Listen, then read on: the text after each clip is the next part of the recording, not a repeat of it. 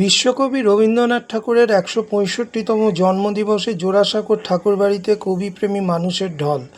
সকাল থেকে এখানে অসংখ্য মানুষ দলে দলে আসতে থাকেন বিশ্বকবিকে শ্রদ্ধা ও স্মরণ করতে। কবির মূর্তিতে মাল্যদান সহ রবীন্দ্রনাথের গান ও কবিতা পাঠ হয়। যেখানে আজকের দিনে যেভাবে সাম্প্রদায়িক সম্প্রীতি নষ্টের চেষ্টা চলছে তার বিরুদ্ধে সাধারণ মানুষের এই দিনটি ছিল এক নীরব প্রতিবাদ। এদিন কবিকে স্মরণ করে তার প্রতি শ্রদ্ধা জানাতে দক্ষিণ ২৪ পরগনা জেলা সদর আলিপুর মাইনরিটি বিল্ডিংয়ে জেলা তথ্য সংস্কৃতি দপ্তরও এক অনুষ্ঠানের আয়োজন করা হয়।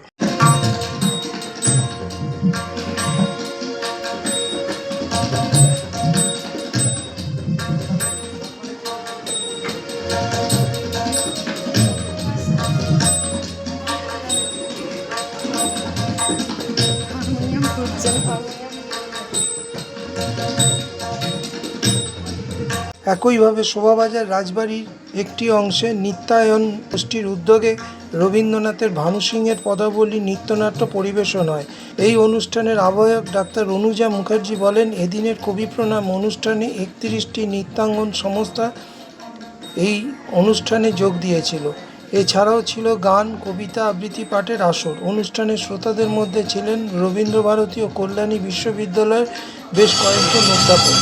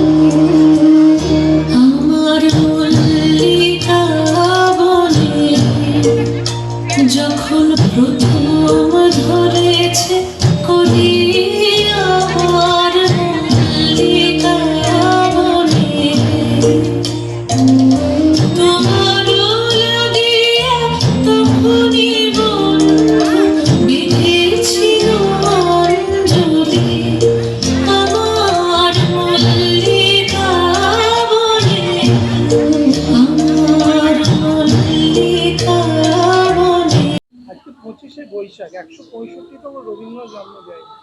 আজকের দিনে সারা রাজ্য জুড়ে বিভিন্ন অনুষ্ঠানের মধ্যে দিয়ে কবিকে স্মরণ করা হয়েছে। আপনারা কিভাবে সকাল থেকে অনুষ্ঠানটা করছেন? দেখুন, আমাদের অনুষ্ঠান শুরু হয়েছে সকাল ৭ ঘটিকায়। কারণ হচ্ছে আমাদের অনুষ্ঠানের যে লেংদিনেস এতটাই, ৩১টি আইটেম ছিল আমাদের অনুষ্ঠানে। এবার এই নৃত্যায়ন সঙ্গীত ও নৃত্য একাডেমির পক্ষ থেকে আমাদের এই কবিগুরুর জন্মদিন পালনের জন্য বিভিন্ন জায়গা থেকে ছেলেমেয়েরা তারা অংশগ্রহণ করেছেন। বিভিন্ন গ্রুপ এখানে এসেছেন, তারা স্বইচ্ছায় এখানে যোগদান করার জন্য। রবীন্দ্রভারতী বিশ্ববিদ্যালয় থেকে অধ্যাপকরা এসেছেন, কল্যাণী বিশ্ববিদ্যালয় থেকে এসেছেন, আমাদের বিশ্বভারতীর সঙ্গে যারা যুক্ত তারা এসেছেন, জিআইএস ইউনিভার্সিটির অধ্যাপক যুক্ত তারা এসেছেন, এবং রবীন্দ্রভারতী বিশ্ববিদ্যালয়ের বিভিন্ন ছাত্রছাত্রীরা তাদের গ্রুপ নিয়েও এখানে নৃত্য পরিবেশন করেছেন। শুধু নৃত্যই নয়, এখানে কবিতা, পাঠ, আবৃত্তি এবং গান এবং যন্ত্রসঙ্গীত পর্যন্ত এখানে কিন্তু মানে গিটার বা গিটারের মতো কিছু জিনিস এবং বাঁশি, এটা ফ্লুট, ভীষণ মিষ্টি সুরের যে জিনিসটা, এবং বিশেষ করে কবিগুরুর জন্মদিনে যেন মনে হয় বাঁশি বাদ্যটা ছাড়া যেন কবির জন্মদিনটা ঠিক পালন করা যায় না, যেন মনে হয় কিছুটা নেই, একটা শুকনো শুকনো মনে হয়। তো সেই রবীন্দ্রভারতী বিশ্ববিদ্যালয় থেকে যে অধ্যাপক এসেছেন, উনি বাঁশির সুরে মাতিয়েছেন এখানে আমাদের অনুষ্ঠানে, এবং কবিগুরুকে স্মরণ করার জন্য যেন মনে হয়েছে যে এগুলো আমাদের সত্যি একটা যেন পাথেয়। তো এই আমাদের 7টায় শুরু হয়েছে, মোটামুটি শেষ হতে হতে 1টা থেকে 1:30টা বেজে যাবে, কারণ মানে এখানে সংস্থা যোগ দিয়েছে 31টা। আপনারা কি বছরভর এরকম সাংস্কৃতিক অনুষ্ঠানের মধ্যে থাকেন?